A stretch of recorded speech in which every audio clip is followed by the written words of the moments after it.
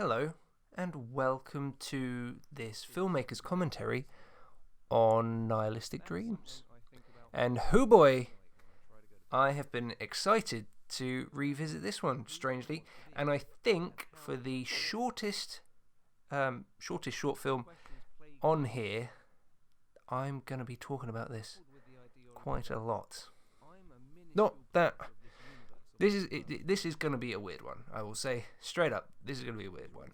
Not that I really want to talk a lot about this one. I think it just asks for it. But if you've just seen this for the first time, without the commentary, just on its own, and thinking what the hell I was smoking when I made this, I'm with you. This is certainly an odd one. Effectively, this is a microfilm.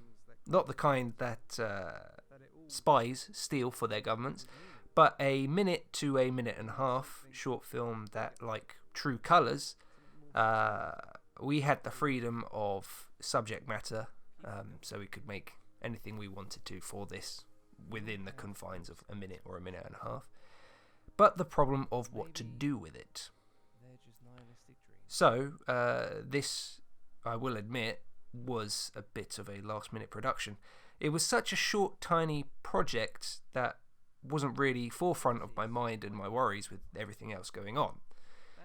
But wow, does it really show the worries I had at the time. So just before deep diving into my worries, shall we say, deep diving into this, since I've got a lot to say about it, I think, yes, it is very grainy, and that isn't a design choice, just very poor lighting and camera settings on my part.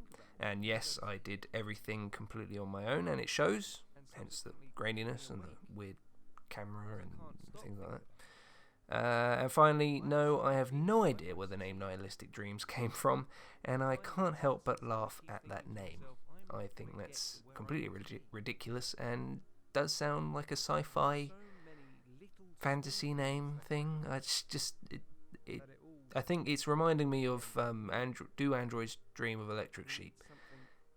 I don't know why. It just reminds me of Blade Runner Nihilistic Dreams. But anyway. So, initially, the idea I had for this microfilm project was called Aftermath. About a hungover person trying to reach the top of the stairs to his bedroom after a particularly rowdy house party. And this house that I'm setting it in, since it was such short time for finding a setting, is my student house. And this house had at least 3 winding staircases, so I thought it could be a funny microfilm, seeing all the different elements and destruction that a house party would have as this hungover person makes his quest just back to the nice confines of his room. Did it not go that way, as you can tell?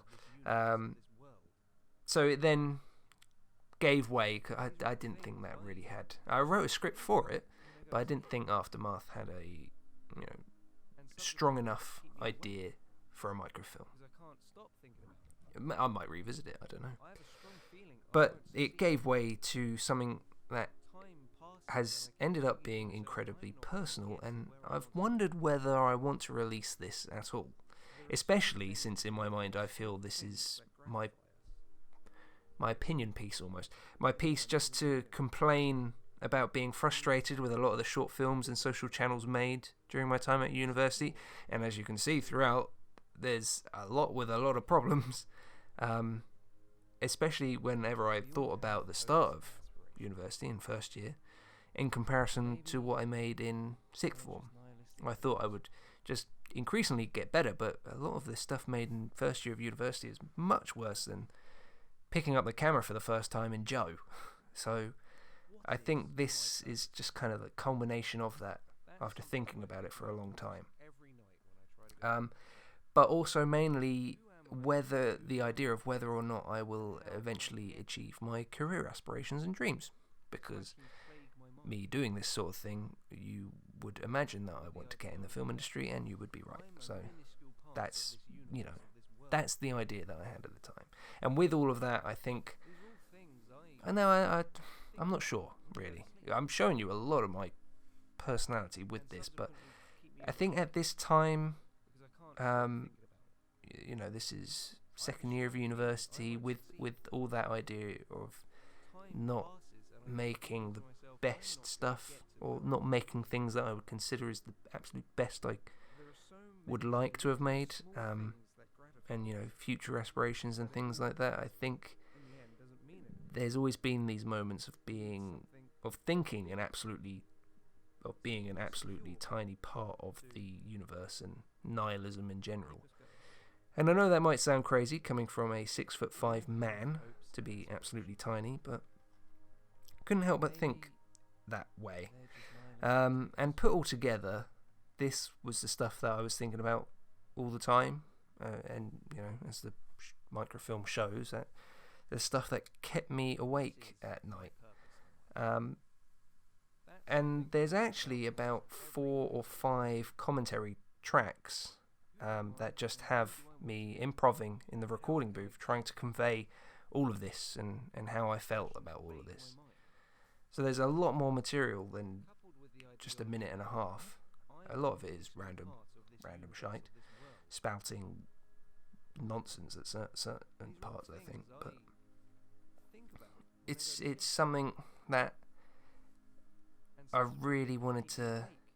It's just something that I didn't really think about before diving into it, and just ended up coming up with all this stuff. So that's why it's weird to watch back. And maybe this is all just my, BoJack Horseman or Rick and Morty moment. It's that very much that mindset and that those themes that come up in those shows, and which I love those shows, by the way. And like those characters, I think maybe I was trying to find just more stuff about myself. It is that time period, as they always say, going to uni, you find more about yourself and how you see the world and things like that. So that definitely comes into play. But in the end, ultimately, I really cannot decide if this is a good or bad short film, despite having it saved in a folder labelled Not So Good Films alongside The Meeting and, God forbid, Revenge Solves Everything. Good grief, that one. Having made that, you can see why I was having all these kind of thoughts. But anyway, if that hasn't depressed you, and you still want to see more short films, then next time we're looking at something much more light-hearted, and you may have seen before at some point, probably when it was first made and released, with Channel 57 News, which is a comedic look at the fake news media. So, hopefully, I'll see you next time.